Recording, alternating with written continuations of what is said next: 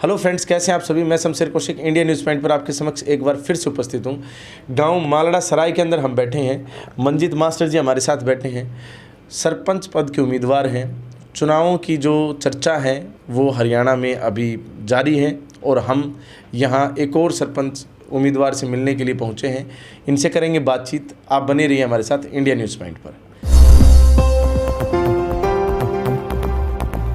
Sir, स्वागत है आपका इंडिया न्यूज़ में। सर नमस्कार शमशेर भाई।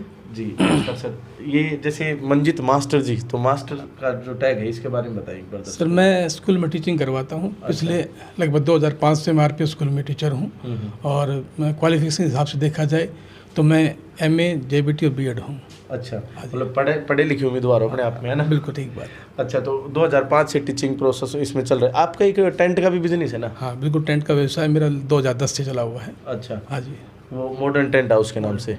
ठीक। अच्छा, एक बात बताएं, ये जैसे मॉडर्न टेंट हाउस चल रहा है, आप मास्टर भी हैं, अब वहाँ से फिर सरपंच पद के लिए उम्मीदवारी करना। सर पिछले कई सालों से गांव में रह रहे हैं जी। और ऐसी बहुत सारी चीज़ें सामने आई हैं कि जिनके बारे में हमने महसूस किया है। लगभग 10-12 साल से मैं हमारे गांव के मंदिर बाबा जोड़िया मंदिर कमेटी का मेंबर रहा हूं और वहाँ भी हम देखते हैं कई सिचुएशन ऐसी होती है जहाँ पे कई बार सरपंच की रिक्वायरमेंट पड़ती है हमें। वहाँ कुछ काम करवाना है या और कुछ करवाना है या किसी भी प्रकार की कोई परमिशन लेने की बात है तो वहाँ भी जरूरत पड़ती है। फिर दूसरा, हमारे गांव में बहुत सारी ऐसी अव्यवस्थाएं हैं जिनके बारे में कभी शायद विकास से हो सकता है सरपंच ने काम किया होगा, मैं नहीं कहता नहीं काम किया, सब ने काम किया अपने समय पे, बहुत सारा बढ़िया काम किया होगा, लेकिन कई चीज़ें आज भी ऐसी बची हुई जो इन पे काम करने की ज़रूरत है। तो ये सोच के कि काम करवाना है। हाँ, अपना उद्देश्य केवल किसी प्रकार से कोई धन अर्जित करने वाली मामला नहीं है या किसी प्रकार से कोई नहीं, केवल जन सेवा का माध्यम है। और मैं चाहता हूँ कि केवल जैसे गांव से जुड़े हुए हैं, गांव के सामाजिक कामों से जुड़ा हुआ हूँ, वैसे ही काम से जुड़े रहें और ये काम भी करें साथ साथ। अच्छा, अभी वोट के लिए जा रहे होंगे लोगों के पास? बिल्कुल, सभी के पास है। बहुत ही बढ़िया रिस्पॉन्स आ रहा है। गांव में कोई घर ऐसा नहीं है जहाँ से हमें वोट मिलने की आशा नहीं है। लगभग हर घर में से हमें मिले, जितने भी वोट मिले, 1 मिले, 2 मिले या फुल मिले, वो सबका समर्थन मिल रहा है। अच्छा, सबका समर्थन मिल रहा है। लेकिन आप खड़े हैं ऐसे, कुछ विपक्ष में कुछ साथी खड़े हैं क्या? हाँ, लगभग 4-5 साथी खड़े हुए हम लोग और सब साथी अपना अपना प्रयास कर रहे हैं और मैं मानता हूँ सबको प्रयास करना भी चाहिए और हर आदमी अपनी जीत का दावा भी करता होगा। हाँ, सही बात है। तो इसलिए हम भी अपनी जीत का दावा रखते हैं और हम ये कह सकते हैं कि भाई हमारा गांव में किसी प्रकार कोई विरोध नहीं, मेरा पर्सनली विरोध किसी साथ नहीं है। वहाँ हमारे गांव में एक विशेष मुद्दा है, 2 विशेष पार्टियों का दल रहा है हमारा गाँव। अच्छा, लगभग कुछ परसेंट लोग एक पार्टी को चाहते हैं कि वो हारे।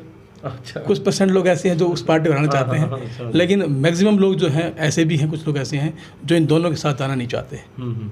पिछली बार मुझे लगभग 35% से ऊपर वोट मिले थे। अच्छा, पहले भी आपने? हाँ, पिछले साल भी लड़ा था। अच्छा अच्छा। और मेरा आज इंटरव्यू में जाने का कारण भी एक यही विशेष कारण ये था कि एक तो पिछले इलेक्शन के दौरान जब इलेक्शन चल रहा था हमारा, हाँ, तो भी विपक्ष पार्टी ने हमारा विरोध, मतलब गांव में वो रूमर छोड़ दिया था इलेक्शन के दौरान कि मास्टर जी ने समर्थन दे दिया 100 पार्टी को, किसी को, मतलब अफवाह फैला दी। और अब भी यही चला हुआ कि मास्टर जी किसी को समर्थन देने वाले हैं। अच्छा, तो ऐसा कुछ नहीं है, अपना कोई भी विचार नहीं किसी को समर्थन देने का। मैं आपके माध्यम से ग्रामवासियों को सूचित करना चाहता हूँ कि जब तक हैं एंड तक लड़ेंगे, अंतिम पल तक लड़ेंगे। शाम के 5 बजे तक हम इलेक्शन पे लड़े रहेंगे और इस बार इलेक्शन हम जरूर जीतेंगे। अच्छा, तो पहले अफवाह फैला दी गई थी कुछ इस प्रकार की। अच्छा, अब भी कोई अफवाह, जैसे एक का तो आपने निचोड़ कर दिया, और भी ऐसी कोई अफवाह है? नहीं, ऐसी कोई बात नहीं इस प्रकार से, क्योंकि अपना किसी प्रकार से कोई बैर वैर है नहीं, तो चाहे कोई कुछ भी कह जाए।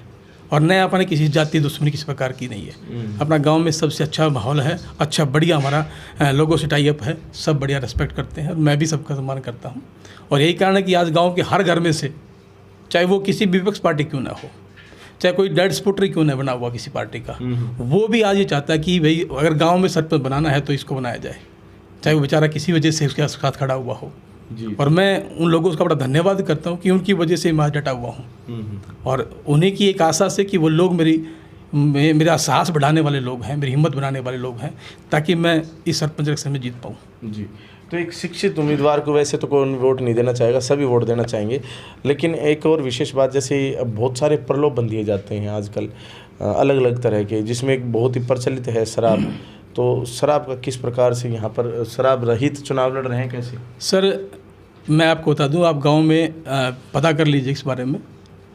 जो दूसरी पार्टियों से मेरा खर्च बहुत ही कम है और मैं हमेशा ही मतलब बहुत कम खर्च करने का प्रयास में रहता हूँ। सरकार ने 2 लाख रुपए का एजेंडा दिया हुआ खर्च करने का, और मैं चाहूँगा वो लाख रुपए में काम हो जाए मेरा।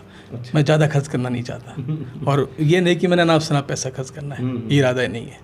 क्योंकि जितना आदमी जो पैसा खर्च करेगा, आज कोई भी सरपंच ये कह दे कि भाई फला आदमी ने 30 लाख रुपए खर्च कर दिए, 50 खर्च कर दिए, 1 किला ज़मीन बेच दिया, 2 किला बेच दिया, एक खर्च कर दिया मान लो, इस प्रकार कोई बात कहता है, तो वो आदमी कल निकल क्या करेगा? जो आज 30 लाख रुपए खर्च कर रहा है वो गाँव से 60 लाख रुपये कमाएगा। ऐसा एक बार नहीं, हर मेरे हर पंचायत में हुआ होगा और करते हुए होंगे। हाँ, मतलब कुल मिलाकर बात ये कि अगर कोई कैंडिडेट अभी 20-30 लाख रुपए लगाता है तो 100% गांव के विकास के लिए जो ग्रांट आएंगी, उन ग्रांट का जो है ना वो अपने लिए इस्तेमाल करेगा, निकालेगा कहाँ से? क्योंकि वो लोग इस चीज़ को कहीं ना कहीं एज ए बिजनेस देख रहे हैं कि ये इन्वेस्टमेंट है 20-30 लाख रुपए की, जब बढ़ जाएंगे तो इतने या इससे ज़्यादा रुपये कमा लेंगे। बाकी आपने कहा अभी कि आपका धन अर्जित करने का कोई विशेष विषय नहीं? ऐसा विषय कोई मेरा नहीं है सर। मैंने जब भी कभी मौका लगा है लोगों को जागरूक करने का प्रयास किया है। पिछले दिनों हमारे गांव में मनरेगा काम चला हुआ था, तब भी हमारे गांव का एक व्हाट्सएप ग्रुप बना हुआ है पूरे गांव का, बच्चों का, लड़कों का, सबका।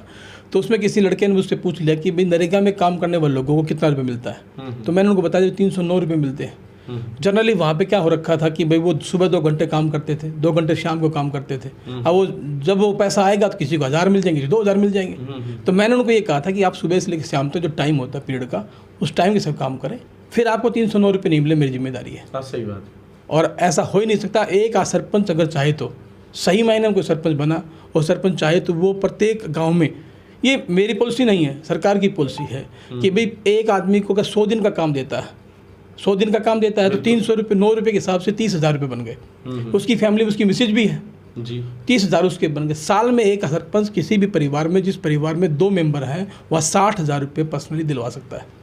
ये सरकार की स्कीम है, अपना कोई इसमें रोल नहीं है। मतलब आप जो सरकार की इस तरह के अनेक को स्कीम है उनसे भी अवेयर हैं? हाँ, मैं देखो यही तो दिक्कत आती है सरपंच जो बनते हैं आज तक पीछे, उन सरपंचों में यही कमी रही कि वो लोग महेंद्रगढ़ तक की जान चाहते हैं, इससे ज़्यादा जानकारी नहीं होती उनकी। जी। और महेंद्रगढ़ में भी सिर्फ सेक्रेटरी तक उनकी पहचान होती है, या बीडीओ ब्लॉक में अफसर अधिकारी से तो बातचीत करने की हिम्मत नहीं हो पाती।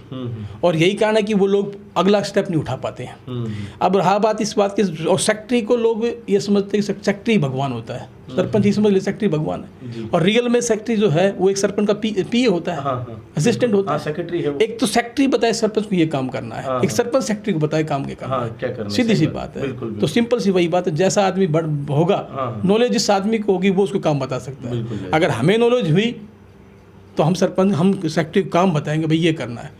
आज सेक्रेटरी वो काम बता दे इसमें सरपंच को और सेक्रेटरी को दोनों को बेनिफिट होता हो। और हमें क्या चाहिए कि जिसमें गांव का सर्वांगीण विकास हो, सीधी सी बात है। तो अच्छा, शिक्षा से जुड़े हैं, वैसे भी आपने बताया कि समर्थन जो है काफ़ी लोगों का मिल रहा है। मान लीजिए आप बन जाते हैं तो क्या विकास कार्य करेंगे गांव के लिए? देखिए जी, मेन चीज़ क्या है कि हमारे कई मोहल्ले ऐसे हैं जिनमें नाली की आज भी व्यवस्था सही नहीं हो रखी है जी, जिनका पिछली पंचायतों में कई बार निर्माण हो चुका है लेकिन फिर भी तरीके से नहीं हो रखा होगा। दूसरा है रास्ते बने हुए हैं, आज भी कई मोहल्ले में ऐसे गिना दूंगा जिनमें अगर पानी, इसमें जो है क्या बोलते हैं, लाइट लानी पड़ जाए तो लगभग 2 बंडल जो लाइट के होते हैं ना, बिजली के डोरी के जो होते हैं, 2-2 बंडल लग जाते हैं जब लाइट पहुंचती वहाँ तक। तो इतना लंबा सफ़र तय करना पड़ता है। और ऐसे बहुत सारे मोहल्ले मिल जाएंगे जहाँ पे पानी आज भी नहीं पहुँच पा रहा है। तो पिछली 4 सालों में सरकारों ने जो काम, पंचायतों ने जो काम किया है, तो क्या उन मोहल्लों को अवॉइड किया गया? और मैं जनरली मानता हूँ कि कई मोहल्ले तो ऐसे, कई जगह तो ऐसी हैं जिनको विशेष तौर पर अवॉइड किया गया। अच्छा, हाँ जी, राजनीतिक रूप से? राजनीतिक रूप से। तो सभी इस तरह के काम करेंगे। और इसके अलावा कुछ इस तरह के कुछ? इसके अलावा जैसे कि मेन बात क्या है हमारे पास, जैसे मैं आपको बता दूँ, बात सबसे बड़ी बात है, मेरा मुख्य उद्देश्य यही है कि हमारी पंचायत जो बने उसमें सुसंस्कृत पंचायत बने, सुदृढ़ पंचायत बने, सुरक्षित बने, सुसज्जित बने, सुनियोजित बने। क्या बात है, कई शब्द बोल गए आप। ये सारे अपना प्रयास है कि एक ऐसी पंचायत बने जिसमें ऐसा हो। और बताइए सर। इसके अलावा हम चाहते हैं कि भाई पंचायत का जो काम, विशेष काम जो होते हैं, सरकार की बहुत सारी पॉलिसीज ऐसी हैं जो रियल में जो वास्तविक लोगों को नहीं पहुंच पाती, चाहे वो मनरेगा रहा हुआ हो, चाहे सरकार की राशन की रही हुई हो। ऐसे बहुत सारे लोग हैं जिनको जो रियल में लोग वो रह गए। आप किसी अपने को, परिचित को, अपने प्यारे प्यारे को अगर आप बेनिफिट देना चाहें तो दें। मैं नहीं कहता कि आपने क्यों दिया, लेकिन मैं ये कहता हूँ कि जो वास्तव में रियल लोग थे उनको क्यों छोड़ दिया गया। हाँ, उनका हक उनको हाँ, जिनका जायज़ हक था उन जायज़ लोगों को छोड़ दिया गया। और यही मेरा प्रोसेस, मैं चाहता हूँ कि अगर मौका मिला तो जो लोग दलित लोग रहे हैं, जो इस मामले में मतलब हमेशा ही उनको वंचित रखा गया है, उन लोगों को विशेष तौर पे काम दिया जाएगा, उन लोगों के लिए विशेष तौर पे काम किया जाएगा। ऐसे बहुत सारी स्कीमें हैं जो एक आदमी को 2-2 बार मिल चुकी हैं, 3-3 बार मिल चुकी हैं, और जिसका हक था शायद उसको एक बार, जिसका हक था उसको एक बार भी नहीं मिली। इसलिए हम चाहते हैं कि भाई अगर गाँव ने मौका दिया तो मैं एक ऐसी पंचायत का निर्माण करेंगे हम कि जिस पंचायत में ऐसे सब लोगों को, जिन जिन लोगों का अधिकार है, जिन जिन लोगों का जहाँ जहाँ दावा बनता है कि मेरी ये चीज़ मेरे को मिलनी चाहिए, उनको ज़रूर मिलेगी जी, उनको ज़रूर मिलेगी। हाँ जी, मिलनी भी चाहिए। हाँ जी।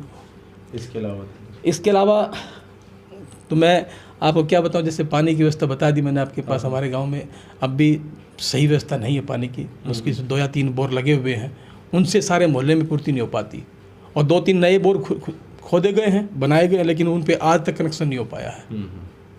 अगर वो कनेक्शन हो जाए तो शायद उन मोहल्लों की पानी की समस्या जो थी वो ख़त्म हो जाती है। मतलब बेसिक जो है ना, सारे जो बेसिक काम हैं वो सारे आप करवाएंगे, और साथ में कुछ नया भी लेकर आने का प्रयास। हाँ, बिल्कुल नया भी है। एक जनरली क्या होता है, बहुत सारे गांव में, मैं मानता हूँ लगभग सब गांव में ऐसा होता होगा, झगड़ा लगभग हो ही जाता होगा, और कई बार झगड़े के मामले में ये सरपंच लोग बड़ा अपना इशू बना लेते हैं, पॉलिटिकल इशू। एक की मदद कर दिया, एक का नहीं किया, और वो आदमी निष्पक्ष नहीं होगा। बिल्कुल सही बात है।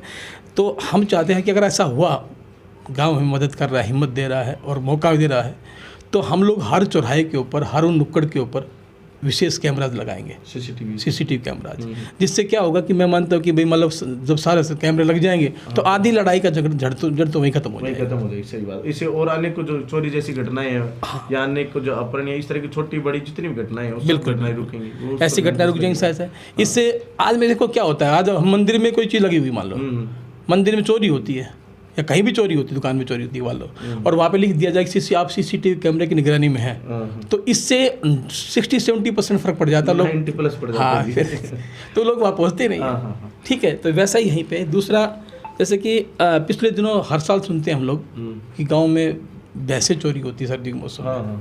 आप भी सुनते हैं, आप भी गाँव से बिलोंग करते हैं, कवरेज भी की होगी आपने। अब मेरे गाँव में 5 मुख्य द्वार हैं, एक जाट की तरफ से आता है, एक लांग की तरफ से आता है, एक बस की तरफ से आता है, एक बवाना की तरफ से आता है, एक घार की तरफ आता है। ये 5 मुख्य द्वार हैं। अगर कोई सही सरपंच हुआ होता जिसने इस बात को स्वीकार किया होता तो इन 5 द्वारों के ऊपर एक मुख्य गेट हो जाता सबके ऊपर, और उन गेटों में से कोई भी 2 या 3 एंट्रेंस गेट अपने प्रमाण चालू रहें, जहाँ से डिस्टर्बेंस न हो।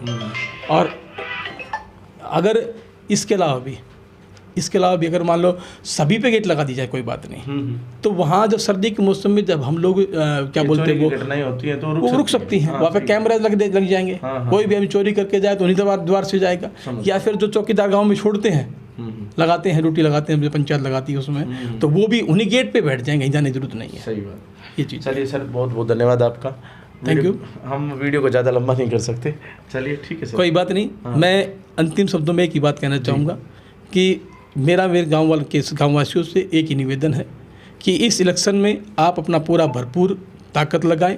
मैं विश्वास दिलाता हूं कि आपकी हर इच्छाएं जो आज तक पूरी नहीं हुई थी, गांव का वो सब का सब काम जो आज तक नहीं हो पाया था, उस सब काम को बखूबी करने का प्रयास करूंगा। जी, बहुत बहुत धन्यवाद। Thank you. तो मंजीत मास्टर जी के साथ हम बैठे थे, जिन्होंने 2-3 बातें यहाँ पर मुख्यतः बताई हैं। एक तो ये कि अफवाहों से बचें, पीछे जैसे अफवाह फैलाई गई थी उस तरह से अब की बार भी अगर इस तरह की कोई अफवाह है तो उससे भी बचें। दूसरा, इनका खर्चा बहुत ही कम रहने वाला है, क्योंकि ये किसी प्रकार के प्रलोभन देने में विश्वास नहीं रखते हैं। इनका एक और उद्देश्य, इनका मोटो है कि ये आने वाले समय में, जिस समय मतलब समर्थन के साथ मतलब जब पंचायत गठित होती है और ये बन जाते हैं यहाँ के गाँव के आशीर्वाद से, तो उस समय ये विकास कार्यों को फोकस करेंगे, और यही इनका एक निजी उद्देश्य भी है, और धन अर्जित करने का इनका उद्देश्य है भी नहीं। बाकी आपको कैसा लगा हमारा ये इंटरव्यू, कमेंट बॉक्स में कमेंट करके अवश्य बताएं। मालाडा गांव के लोग देख रहे हैं तो बताएं कौन जीतेगा आपके गांव से, और अन्य किसी भी गांव से देख रहे हैं तो कौन बनेगा पार्षद या कौन बनेगा सरपंच, वो भी कमेंट बॉक्स में कमेंट करके अवश्य बताएं। बाकी इंडिया न्यूज़ पॉइंट को इतना प्यार देने के लिए दिल की गहराइयों से बहुत बहुत धन्यवाद। जय हिंद, जय भारत।